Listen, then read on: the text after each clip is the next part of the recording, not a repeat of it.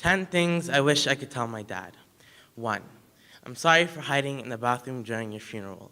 A series of questions and speeches swallowed me, a knife probing my spine in sixes. My hands were 2-ton bricks that only knew the structure of a house. But there's no house anymore. Each letter, H-O-U-S-E, positioned between your hands 6 feet underground. 2, I want you to tell God that he sucks. I want you to whisper in his ear, I hope you burn in hell as you light him on fire. 3, my lungs feel like they have been replaced by a ghost, and now I find it hard to breathe on my own. I cut my arm just so I could feel the air again. 4, I wish I could have told you I loved you the night you passed away. Maybe love is just a cliche ideology of the human heart that just ends up hurting you in the end. 5, I'm gay. 6, I had my first crush. Maybe he was my first heartbreak. And you may wonder how I could be heartbroken by someone I never dated or loved. The boy who said gay slurs in his sleep. He dreamt about my ancestors swinging from trees, wearing nooses as necklaces, their blood regular as dying flowers in winter, the ground beneath them stained in sacrifices and screams, the same ground he had the audacity to bury himself in just to call it even. I remind him of his place, call him a racist, but he assures me he did not mean it that way. Tells me I am overreacting, and now there's no place to remind him of where he stands.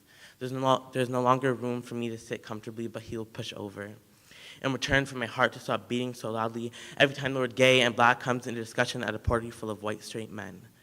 I ponder how I could have ever liked someone like that. Maybe it was the way he stood, like a tree trying not to burn, or the way he talked. 7, straight men are society's terrorist and Instagram's worst virus. 8, the biggest lesson I've ever learned is that you can't change someone's sexuality with a DM. 9, I apologize in advance for whatever I'm about to do, because I can be stupid sometimes, and by sometimes I mean all the time. 10, I am afraid of what I can do to myself when I'm alone. A monstrosity of self-destruction, an 8-ball that has been poisoned by witches with only one bad future. 11, I know I said 10 things I wish I could tell you, but ranting is the only thing that makes my heart finally feel as full. 12, Mom's doing all right.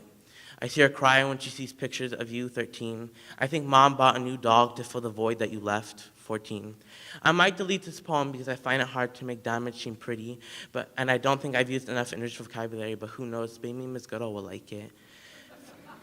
15, I've learned to build walls around me with white noise, sound waves that shriek and echo like I am a failed organ and life is an ultrasound looking for any possible error. 16, crippling affliction is the only thing that makes me feel alive. Pain is the only thing allowing my body to feel like it's not paralyzed. 17, I get severe anxiety attacks during gym because my body does not look like the other boys in my gym class. 18, who told us girls are the only mean ones? 19, your absence have us vases broken and the earth wanting its sun back. 20, when I walk, it feels like my knees have been replaced by glass shards that make up half of North America's suicide statistics. 21, what's 9 plus 10? 22, I'm glad you're not in pain. Maybe wanting you alive is selfish, or maybe it's just a kid wanting his dad back. 23, I'm doing all right. I think my friends are tired of hearing about my trauma. I try to cut the thorns out of my hands, but I always end up leaving theirs bleeding. 24, I'm just a wilted rose in fields of daisies so alive like New York City at night. I constantly walk on trembling ground with my own bloody trail following me. I sometimes wonder if I'm dead myself. 25, crying is how I stop tsunamis of anger. 26, my therapist asked how I was doing. I told her the only enemy I see is the one in the mirror.